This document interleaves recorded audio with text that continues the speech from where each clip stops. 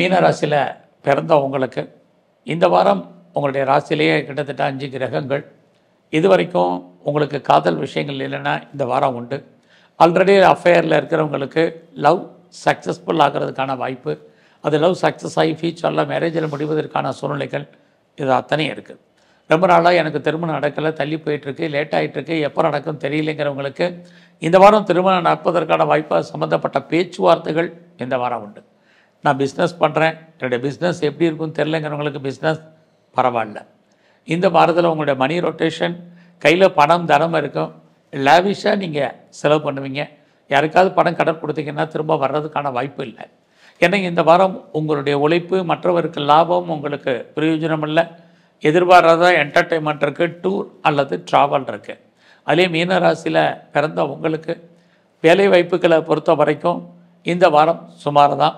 யாரெல்லாம் பார்ட்னர்ஷிப்போடு பிஸ்னஸ் பண்ணுறீங்களோ உங்களுக்கு தொழில் நல்லா இருக்குது. சொந்தமாக பிஸ்னஸ் பண்ணுறவங்களுக்குமே பரவாயில்லாமல் இருக்குது. இந்த வாரம் உங்களுடைய எஜுகேஷன், கல்வி நல்லா இருக்குது. யாரெல்லாம் வெளியூர், வெளிநாடு, வெளி மாநிலங்கள் தொடர்பு கொள்ளணும்னு நினைக்கிறீங்களோ தாராளமாக தொடர்பு கொள்ளுங்கள். இந்த வாரம் உங்களுடைய வேலை வாய்ப்புகள் எப்படி இருக்குன்னு பார்க்குறோம்.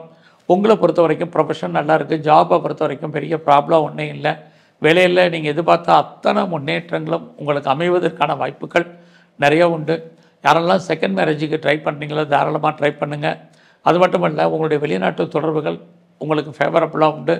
நல்ல ஒரு உயர்கல்வி படிப்பதற்கான வாய்ப்புகள், சந்தர்ப்பங்கள் இது அத்தனையுமே மீன ராசியில் பிறந்த உங்களுக்கு இருந்துக்கிட்டே இருக்குது.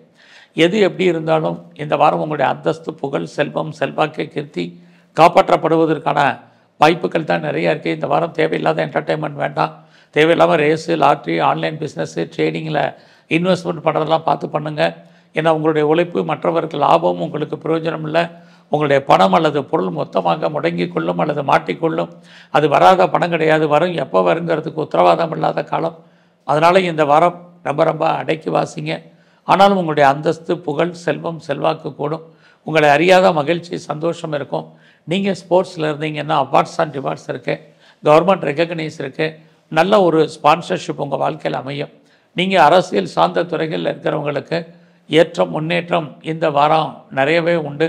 ஸோ எது இந்த வாரத்தை பொறுத்த வரைக்கும் எவ்வளோ தூரத்துக்கு நீங்கள் ட்ரை பண்ணுறீங்களோ உங்களுடைய வாழ்க்கையில் அவ்வளோ தூரத்துக்கு சக்ஸஸ் பண்ணுவீங்க.